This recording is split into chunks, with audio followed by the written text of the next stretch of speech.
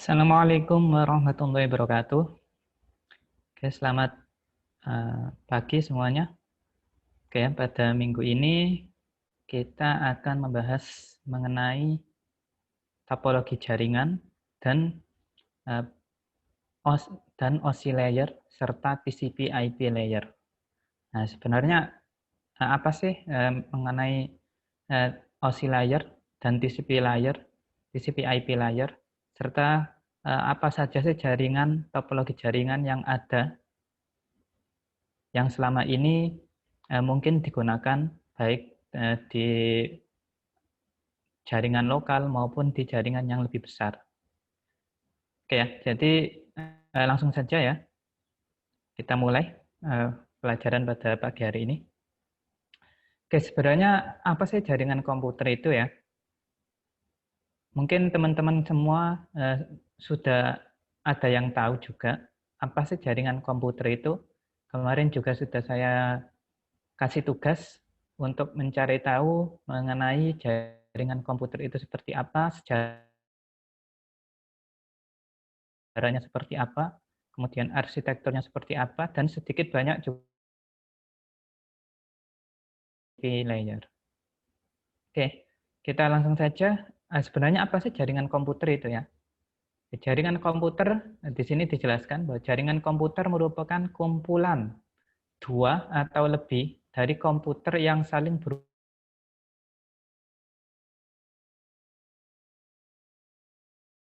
kita berbicara mengenai hubungan. Hubungan antara apa? Yaitu hubungan antara komputer yang satu dengan komputer yang lain. Nah, gimana cara komputer itu bisa saling terhubung? Nah, maka dibutuhkan sebuah jaringan. Ya, dibutuhkan sebuah jaringan untuk menghubungkan antara komputer yang satu dengan komputer yang lain. Nah, sebenarnya apa saja sih yang dibutuhkan agar komputer yang satu dengan komputer yang lain ini bisa terkoneksi? Nah, di sini disebutkan bahwa untuk menghubungkan antara komputer yang satu dengan komputer yang lain, maka kita butuh dua hal. Nah, dua hal itu apa saja? Nah, yang pertama kita butuh kebutuhan untuk koneksi secara fisik atau kita namakan topologi secara fisik. Nah, kemudian kebutuhan yang kedua itu apa? Yaitu kebutuhan atau koneksi secara fisik dan koneksi secara logis ini. Nah, ketika kita membutuhkan kebutuhan secara fisik, contohnya apa? Nah, kebutuhan secara fisik ini contohnya ada kita mengenal router, kita mengenal switch, mengenal hoops, dan lain sebagainya. Nah,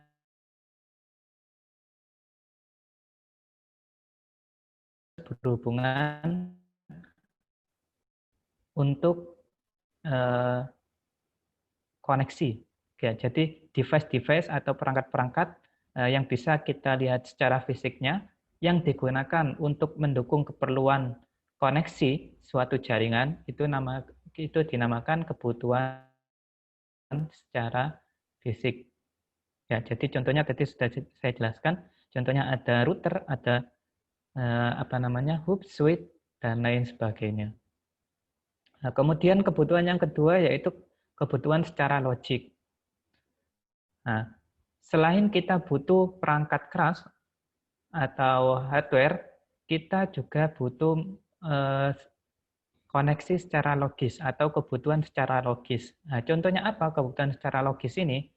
Nah, kebutuhan secara logis ini contohnya adalah sebuah aturan atau kita sebut sebagai protokol. Ya, jadi mungkin kita sudah banyak juga yang tahu protokol itu contohnya seperti apa. Nah, contoh protokol yang paling sering kita temui adalah HTTP. Ya, HTTP atau HTTPS, nah itu adalah salah satu protokol atau aturan yang digunakan untuk menghubungkan antara komputer yang satu dengan komputer yang lain. Ya, jadi contoh koneksi secara logis atau kebutuhan secara logis adalah sebuah aturan atau kita namakan protokol. Ya, jadi ada banyak sekali sebenarnya protokol yang dibutuhkan untuk menghubungkan antara komputer yang satu dengan komputer yang lain. Oke, jadi itu tadi kebutuhan yang digunakan dalam mengkoneksikan sebuah jaringan. Ada yang namanya kebutuhan secara fisik dan ada juga yang namanya kebutuhan secara logis. Nah, kebutuhan yang secara fisik tadi contohnya adalah segala perangkat keras yang digunakan untuk mendukung koneksi sebuah jaringan. Contohnya ada router, ada switch, ada hubs, ada modem, ada kabelan, dan lain sebagainya. Oke. Kemudian yang kedua yaitu kebutuhan atau koneksi secara logis. Contohnya adalah aturan atau protokol. Nah, protokol ini ada banyak sekali.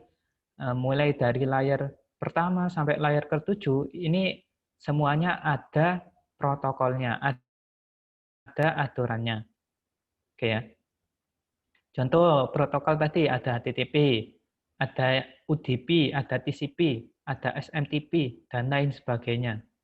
Ya, ada banyak sekali sebenarnya kalau kita menjelaskan mengenai protokol yang digunakan di dalam sebuah jaringan. Oke, kita next ke slide selanjutnya. Nah, di sini dijelaskan lebih detail lagi ya, koneksi fisik di dalam sebuah jaringan itu ada apa saja. Oke, di sini disebutkan yang pertama kebutuhan peralatan jaringan. Ada PC, PC ini ya contohnya komputer kita, handphone kita, dan lain sebagainya. PC, private computer. Kemudian ada NIC, apa?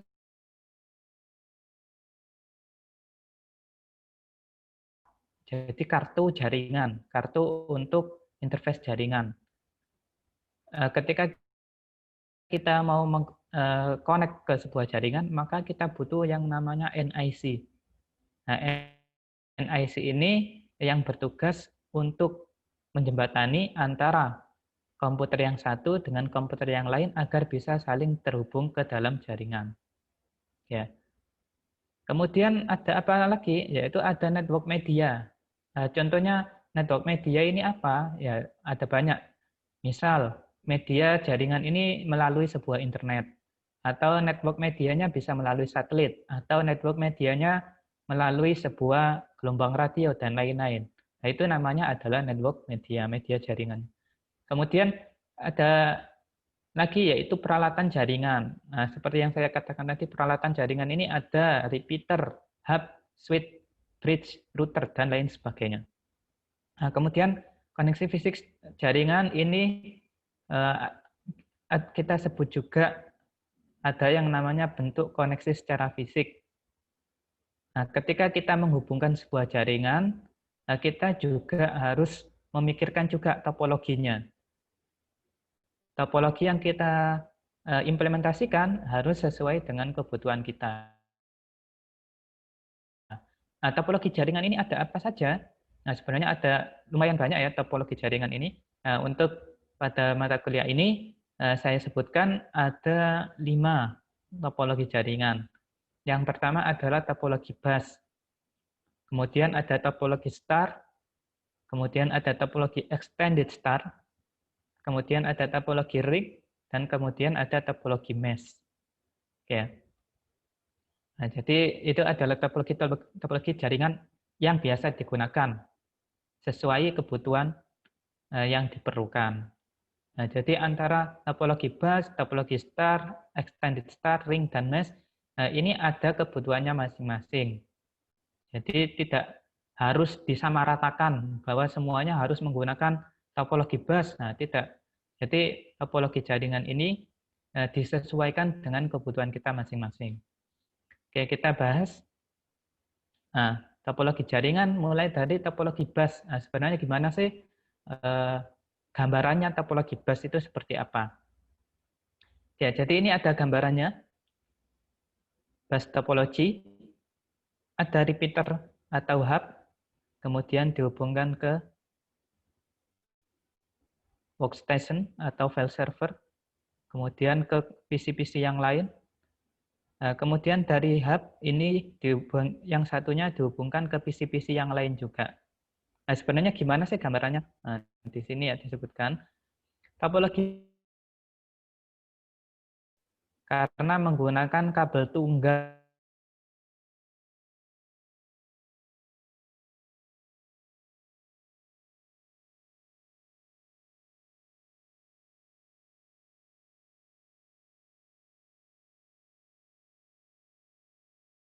Nah, kabel tunggal itu mengkoneksikan beberapa PC. Ya, jadi semua PC itu cuma dikoneksikan dengan menggunakan kabel tunggal. Ya, jadi gambarannya topologi bus itu seperti itu. Oke, jadi menggunakan hanya satu kabel tunggal. Oke, kemudian apa bedanya dengan topologi star? Nah, jadi ada perbedaan sedikit di sini ya. Kalau topologi bus tadi hanya menggunakan kabel tunggal, tapi kalau topologi star, ini masing-masing komputer itu dihubungkan dengan menggunakan satu kabel. Ya, jadi tidak hanya menggunakan kabel tunggal, kalau di topologi star ini lebih banyak menggunakan kabel untuk dihubungkan ke sebuah router atau hub atau switch. Ya, jadi ada perbedaan antara topologi star dan topologi bus. Di sini dijelaskan juga ya. Jadi di topologi star, semua komputer terhubung ke suatu titik pusat atau biasa disebut sebagai konsentrator. Nah, konsentrator ini contohnya adalah hub atau switch. Oke ya. Nah, topologi star ini biasanya juga yang paling banyak dipakai, baik di perkantoran atau perusahaan. Nah, tetapi juga tidak semuanya. Jadi disesuaikan dengan kebutuhan masing-masing perusahaan atau kantor tersebut.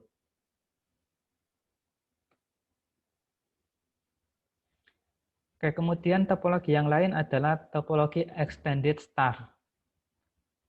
Nah, perbedaannya apa dengan topologi star tadi? Nah, kalau topologi extended star ini sebenarnya adalah kumpulan dari beberapa macam topologi star. Ya, jadi kalau extended star ini adalah gabungan dari beberapa jaringan star yang digabung menjadi satu jaringan star yang lebih besar. Nah, jadi sebenarnya kalau kita berbicara susunannya, itu sebenarnya hampir sama dengan topologi star. Nah, cuman perbedaannya, kalau extended star ini lebih banyak kumpulan dari topologi-topologi star yang sudah ada.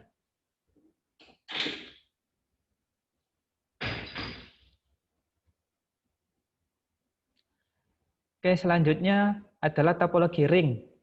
Nah, topologi ring ini sebenarnya hampir sama. Ya, ada sedikit perbedaan dengan topologi bus.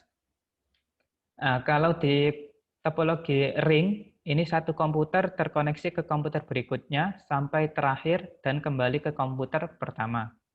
Nah, jadi sebenarnya kalau di topologi ring ini juga menggunakan sedikit kabel. Nah, jadi kalau di topologi ring, ini satu komputer dihubungkan dengan satu kabel ke komputer lainnya. Kemudian dari komputer tadi dihubungkan lagi dengan menggunakan kabel yang berbeda. Nah, cuman di topologi ring ini hanya satu jalur, ya, hanya satu jalur.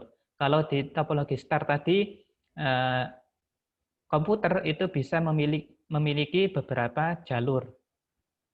Nah, jadi nanti ada perbedaan dan ada kelebihan dan kelemahan ketika kita menggunakan topologi star, ketika kita menggunakan topologi bus, maupun extended star dan ring. Jadi ada kelebihan dan kekurangannya, tergantung kebutuhan kita masing-masing. Ya, jadi gambarannya topologinya seperti itu. Oke, kalau topologi ring ini kira-kira kelemahannya apa ya? Ya mungkin teman-teman bisa menebak juga. Kalau gambarannya seperti ini, kira-kira kelemahannya seperti apa? Oke, yang pasti kalau dilihat dari gambarannya seperti ini, salah satu kelemahan yang paling terlihat adalah kalau menggunakan topologi ring, ketika ada satu trouble di dalam salah satu jaringan, misal ada trouble di sini ya, ada trouble di sini, maka koneksi antara komputer yang satu dengan komputer yang lain pasti akan terganggu. Ya. Jadi antara komputer yang ini dengan komputer yang ini pasti akan terganggu. Nah, cuman kalau di topologi ring, untuk komputer yang satu ini dengan komputer yang lain, yang sebelahnya, yang kabelnya tidak ada trouble, maka di sini masih bisa jalan. Nah, berbeda dengan yang topologi bus tadi. Kalau topologi bus, ini ketika di sini ada kendala, maka yang lain ini tidak akan bisa jalan. Karena dia hanya menggunakan satu kabel tunggal. Lebih enak mana? Kalau ya sesuai kebutuhan ya. Kalau kita menggunakan topologi star, maka kita bisa ngecek ketika ada kendala trouble di sini jaringannya, maka yang lainnya tidak terganggu, tetap bisa jalan. Ya, tetap bisa jalan. Nah, enaknya di situ. Jadi ada kelebihan dan kekurangan. Kalau koneksi star, kelemahannya apa? Nah, kelemahan yang terlihat adalah di sini dia membutuhkan banyak kabel. Nah, dan otomatis biaya yang dikeluarkan juga lebih besar dibandingkan dengan topologi yang lain.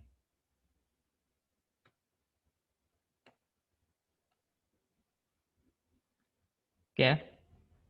Setelah topologi ring, ada topologi mesh.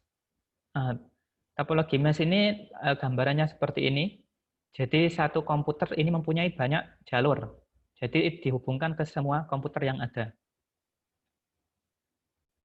Kelemahan yang paling terlihat adalah di sini dia membutuhkan banyak kabel. Dan otomatis biaya yang dikeluarkan juga semakin besar. Nah, tetapi enaknya kalau di sini jaringannya trouble masih bisa lewat jalur yang lain. Nah, enaknya di situ. Jadi disesuaikan dengan kebutuhan masing-masing. Oke, setelah kita membahas kebutuhan secara fisik, selanjutnya adalah kebutuhan koneksi secara logis. Nah, kebutuhan secara logis ini ya berupa aturan supaya perangkat jaringan bisa saling berkomunikasi. Yang dikenal saat ini. Nah, ini ya, ada Ethernet. Aturan bagaimana data ditransmisikan lewat media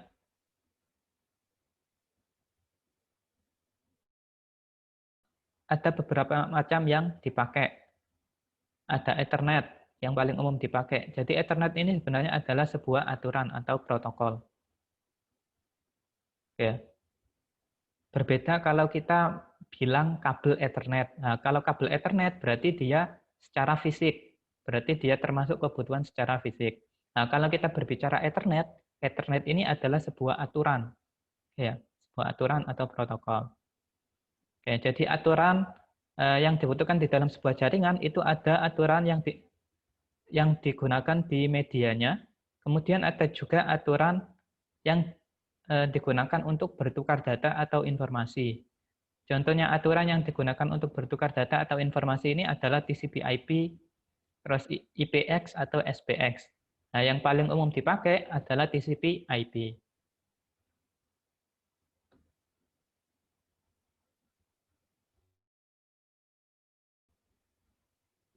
Oke, di sini dijelaskan ya.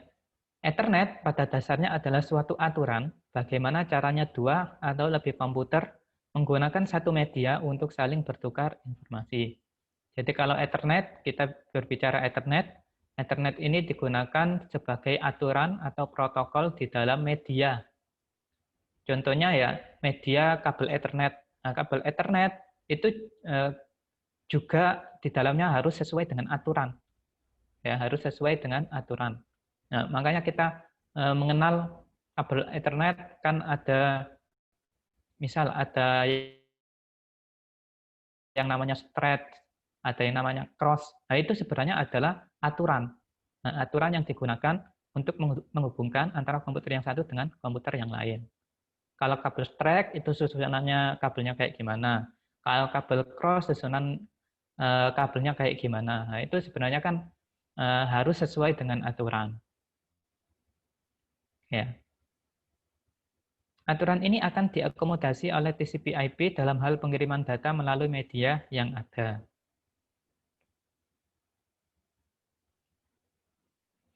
Oke, sebenarnya bagaimana sih komputer itu bisa saling berhubungan? Nah, ini sebenarnya ada sejarahnya ya. Jadi pada tahun 90-an, pada tahun 80-an, nah, ada yang namanya organisasi yang kita sebut sebagai ISO. Jadi organisasi standar internasional. Ya. Jadi organisasi ini dia merumuskan sebuah konsep gimana komputer itu bisa saling terhubung harus dengan menggunakan sebuah aturan. Nah, ISO ini mencetuskan sebuah konsep yang namanya OSI. OSI itu apa? OSI kepanjangannya adalah Open System Interconnection. Ya, jadi gimana caranya menghubungkan antara komputer yang satu dengan komputer yang lain itu ada aturannya yang kita sebut sebagai OSI. Jadi OSI ini dicetuskan pada tahun 80-an. Nah, jadi sebenarnya sudah lama. Nah, sebenarnya gimana sih modelnya atau konsepnya OSI ini ya? Kok bisa menghubungkan antara komputer yang satu dengan komputer yang lain? Nah, jadi sebenarnya OSI ini punya konsep atau punya model. Ya, punya model di mana konsepnya itu dia, nah ini ya, model OSI ini konsepnya adalah terdiri dari 7 layer. Nah, jadi dalam mengirim data melalui sebuah jaringan, itu sebenarnya data tersebut itu akan melewati 7 layer. Ya, 7 layer. Nah, kemudian, tetapi dalam implementasinya, ya, tetapi dalam implementasinya biasanya eh, konsep atau model yang dikeluarkan oleh DoD, Department of Defense, yang membagi layar komunikasi menjadi 4 layer. Nah, ada perbedaan antara TCP/IP dan model OSI. Ya, jadi OSI sama TCP/IP ini adalah sebuah konsep. Konsep gimana cara menghubungkan komputer yang satu dengan komputer yang lain melalui sebuah jaringan. Nah, perbedaannya kalau OSI ini dicetuskan oleh OSI pada tahun 80-an, kemudian kalau TCP/IP, nah ini dicetuskan oleh DoD, Department of Defense. Nah, perbedaannya juga kalau OSI konsepnya menggunakan 7 layer, kalau TCP/IP konsepnya menggunakan 4 layer, atau ada juga yang menyebutnya 5 layer. Oke. Nah, ini adalah gambaran mengenai layer di OSI sama TCP/IP. Ya, untuk kemudahan pembelajaran kita menggunakan model OSI, kemudian untuk implementasi kita menggunakan TCP/IP. Ya, berbentuk layering. Nah, di sini dijelaskan ya, kalau OSI ini terdiri dari 7 layer, di mana layer pertama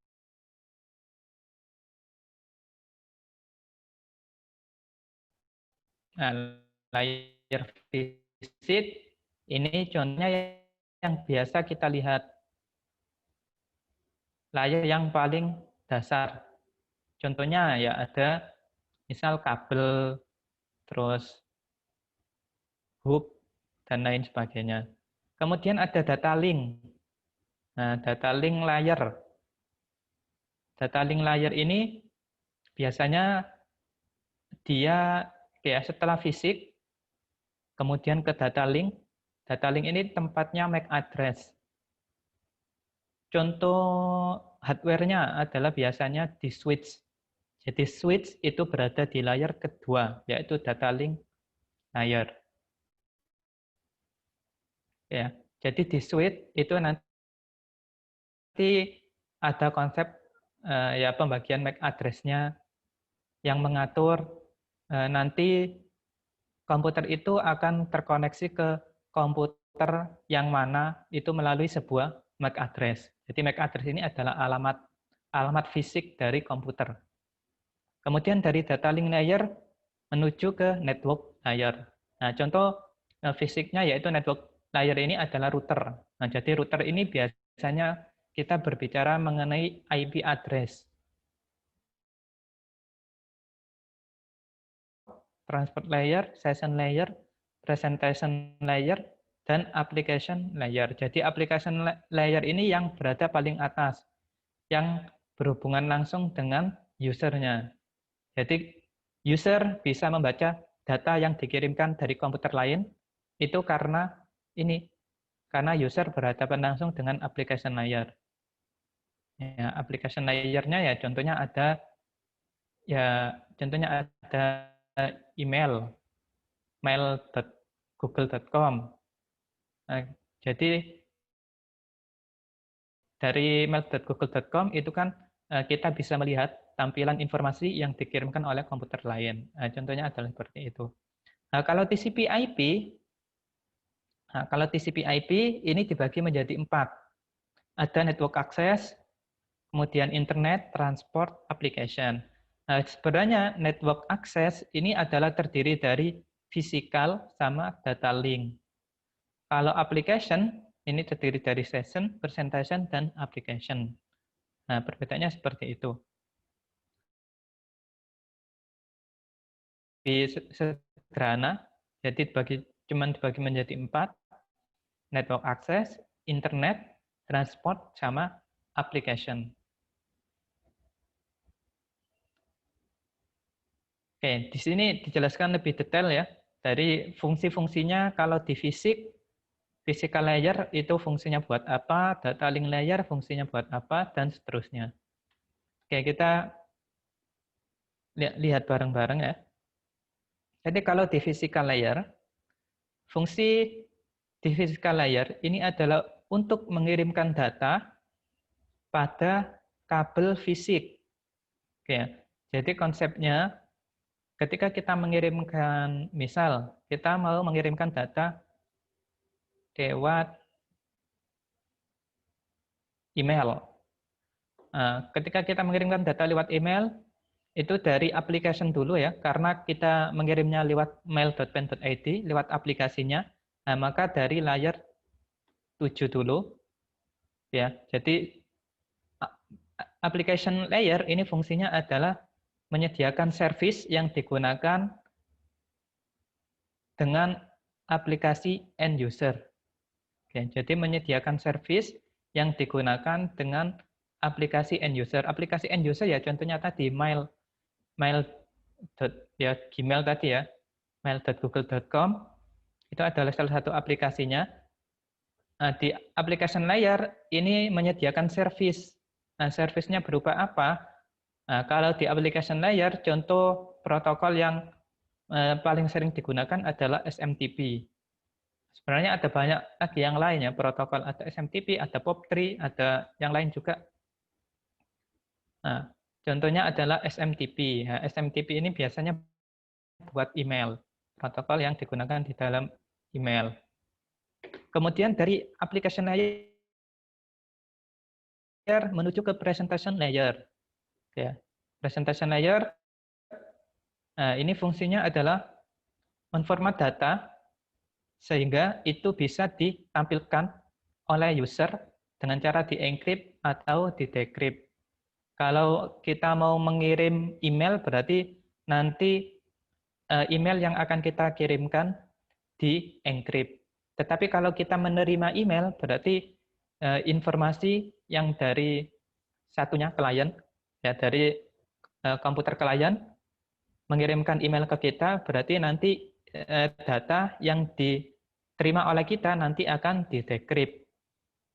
Kalau encrypt ini datanya dienkripsi atau diamankan menjadi sebuah format teks, ya menjadi sebuah format-format tertentu yang biar tidak bisa dibaca oleh orang-orang yang tidak berkepentingan.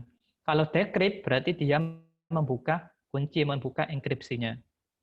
Oke, perbedaannya di situ. Oke, jadi urutannya seperti itu dari application layer, kemudian ke presentation layer. Dari presentation layer masuk ke session layer. Ya, session layer.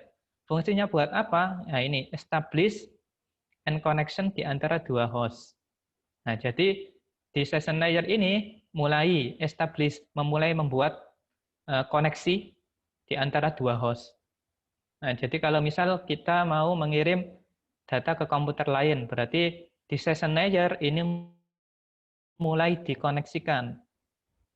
Mulai dikoneksikan antara komputer kita dengan komputer yang dituju. Nah, contoh yang kalau di presentasi layar, contohnya datanya adalah JPG, GIF, HTTPS, SSL, TLS. Nah, ini ya. Nah, kalau di session layer ada NetBIOS dan PPTP. Ini adalah protokolnya. Nah, setelah masuk ke session, masuk ke transport. Nah, di transport layer ini fungsinya adalah dia bertanggung jawab untuk protokol transport dan error handling. Nah, jadi kalau di transport layer, setelah dia memilih koneksi di antara dua host, kemudian di transport layer ini dia ngecek apakah datanya ini ada error atau tidak. Kalau tidak ada error, maka datanya diteruskan ke komputer yang dituju. Kalau misal kita mengirim email itu tadi, oh kok informasi yang mau dikirim itu informasinya error, maka dia akan memberikan sebuah error handling. Misal dia memberi notif kepada si pengirim bahwa emailnya ada kesalahan. Ya, jadi di situ tanggung jawabnya transport layer. Contohnya ada TCP, ada UDP. Ya, ini protokol di transport layer. Setelah transport layer masuk ke network. Nah, network ini setelah dicek, oh nggak ada kesalahan. Kemudian dia mencari IP address. Nah, IP address ini berada di network layer. Contohnya ada router, kemudian ada switch yang layer 3. Jadi switch itu kalau defaultnya ada di layer data link. Nah, tetapi kalau switch-nya ini sudah agak canggih, ada juga yang switch yang digunakan di layer 3. Jadi switch-nya itu juga berfungsi untuk mengatur IP address. Ya, setelah dari network layer masuk ke data link layer. Nah, data link layer ini membaca MAC address. MAC address tadi ya, alamat fisikal komputer. Nah, jadi setelah IP address ditemukan, kemudian dia mencari MAC address-nya. Nah, setelah dari data link, kemudian masuk ke fisikal. Nah, fisikal nanti dihubungkan ya melalui kabel, kemudian NIC, atau hoops.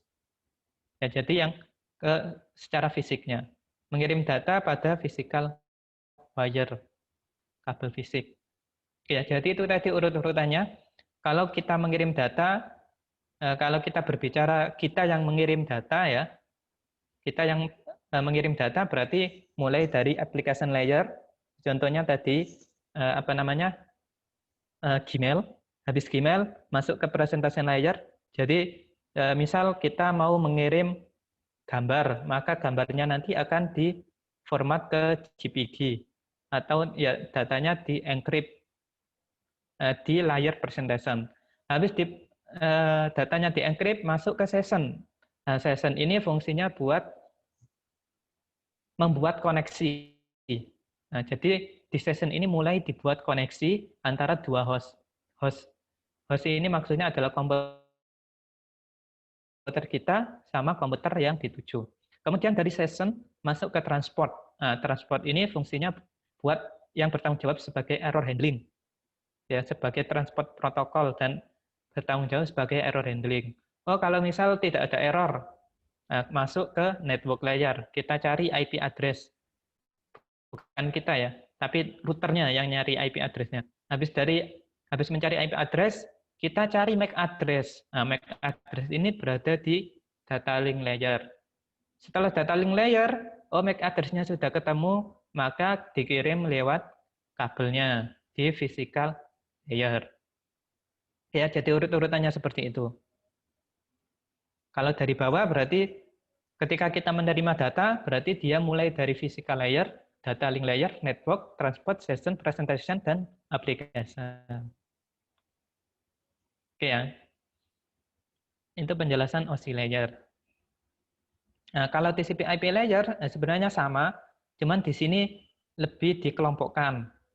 Mulai dari layer network access, layer network access ini ya sama ya, berisi layer fisik, data link, kemudian di layer internet protocol ini sama dengan network layer. Setelah itu layer transport dan layer aplikasi. Nah, layer aplikasi di TCP/IP ini terdiri dari session, presentation, dan application.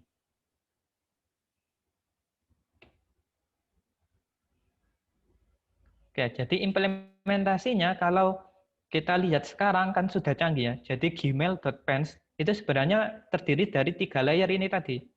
Ada application, presentation, sama session. Nah, jadi Gmailnya sendiri itu sebenarnya sudah eh, tersedia 3 layer ini. Mulai dari aplikasinya untuk melihat informasinya. Kemudian ada presentation. Kemudian ada session. Ya, di Gmail kan kita sudah bisa mengirim gambar. Kemudian di session. Nah, di session untuk menghubungkan ke host yang dituju. Nah, sebenarnya kalau kita berbicara di implementasi, sebenarnya lebih modelnya yang digunakan adalah TCP/IP. Nah, jadi kalau Gmail, ketika kita berbicara aplikasi Gmail, sebenarnya dia sudah terdiri dari 3 layer ini. Ada aplikasi, presentation, dan session. Ya.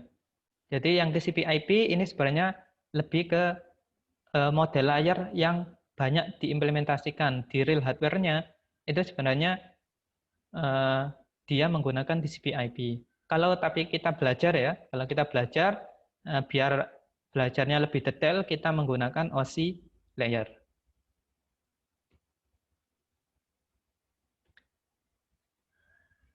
Oke, penamaan data pada OSI layer. Nah, sebenarnya kalau kita berbicara nama data, sebenarnya ada nama-namanya sendiri. Nah, ketika berada di physical layer, nah ini ya, ketika berada di physical layer, maka data tersebut dinamakan sebuah bit data. Tapi kalau di data link layer, kita namakan data tersebut sebagai frame. Nah, kemudian kalau di network layer, kita namakan data sebagai paket. Ya, sebagai paket. Nah, kemudian di network layer, setelah itu ke transport layer. Nah, di transport layer, ini kita namakan sebagai segmen. Ya, sebagai segmen. Nah, selanjutnya di session layer, presentation layer, dan application layer, kita namakan sebagai sebuah data. Oke, kalau di physical layer, kita namakan bit, kalau di data link, kita namakan frame, kalau di network layer, kita namakan paket, kemudian kalau di transport layer, kita namakan segmen, dan di session layer, presentation layer, dan application, kita namakan sebuah data. Nah, jadi ada penamaannya sendiri. Jadi tidak kesemuanya itu dinamakan data, tapi ada penamaannya sendiri. Mulai dari physical layer sampai application layer, itu ada penamaan datanya sendiri-sendiri. Ya, jadi kalau kita lihat di sini, kalau di physical layer, sebenarnya data tersebut itu dijadikan menjadi sebuah bit. Menjadi sebuah bit. Bit ini bentuk datanya adalah sebuah biner. Nah, biner itu apa? Biner adalah ya sebuah format data yang hanya terdiri dari 0, 1 dan ya 0, 1, 0, 1. Jadi cuman dua angka itu 0 sama 1. Itu namanya adalah data biner. Ya, mungkin nanti sampean diajari di sistem operasi mungkin ya, lebih detailnya. Oke, setelah kita tahu konsep cara menghubungkan sebuah jaringan, kita mencoba mencoba eh, biar salah satunya adalah yang paling mudah untuk belajar adalah dengan menggunakan Linux. Nah, kenapa kok Linux? Nah, karena kalau kita menggunakan Linux, kita akan dihadapkan dengan sebuah komen-komen yang yang paling sering digunakan. Ya, kalau di Windows eh, sebenarnya kalau di Windows tetap bisa dengan menggunakan komen, ya dengan menggunakan CMD itu ya, command prompt. Tetapi kalau di Windows itu lebih banyak apa namanya ya, aplikasi-aplikasi yang sudah jadi atau fungsi-fungsi yang sudah jadi. Nah, kalau di Linux itu kita bisa lebih detail. Oh, komen komen ini sebagai apa? Komen eh, seperti ini sebagai apa? Jadi kalau Linux itu kita bisa mengeksplor lebih jauh dan kita akan lebih paham mengenai ya step by step gimana sih cara koneksi jaringan itu seperti apa. Karena base Linux itu nanti sampean harus pintar-pintar menggunakan sebuah komen untuk menjalankan perintahnya. Karena kalau di Linux itu tidak banyak fungsi-fungsi yang sudah jadi atau aplikasi-aplikasi yang sudah jadi. Jadi lebih banyak menggunakan sebuah komen. Nah, jadi di sini ada beberapa Linux network troubleshooting. Jadi gimana cara menggunakan jaringan di Linux, gimana cara ngeceknya, gimana komen-komennya. Nah, ini sedikit dijelaskan di sini. Kalau misal di physical layer, cara ngeceknya atau komen yang digunakan di Linux adalah LSPCI. Kemudian ada MITool, ada The Mesh. Nah, ini nanti sampean coba biar tahu, oh kalau LSPCI ini fungsinya buat apa. Kalau MITool fungsinya buat apa. Nah, dicoba sendiri. Ya, biar paham. Kalau sampean nggak pernah nyoba di Linux, wah sampean bakalan ya gimana ya? Bakalan sedikit ilmu mengenai sebuah jaringan. Jadi kalau sampean pengen belajar banyak tentang jaringan, pengen belajar banyak tentang sistem operasi atau tentang dalam-dalamnya sebuah sistem operasi, maka sampean harus banyak belajar di Linux. Ya, harus belajar di Linux. Jadi LSPCI, MITool, DMES, ARP, nah ini sampean cobai semua. Ifconfig. Nah, jadi nanti di praktikum sampean sedikit banyak akan dihadapkan dengan percobaan-percobaan seperti ini. Dan tidak apa namanya? Dan akan sering menemukan komen-komen seperti ini. Traceroute ini fungsinya buat apa?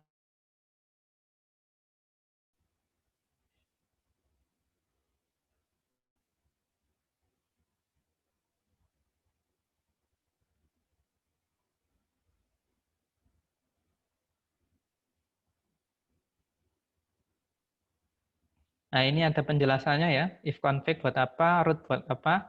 Nanti sampean baca sendiri.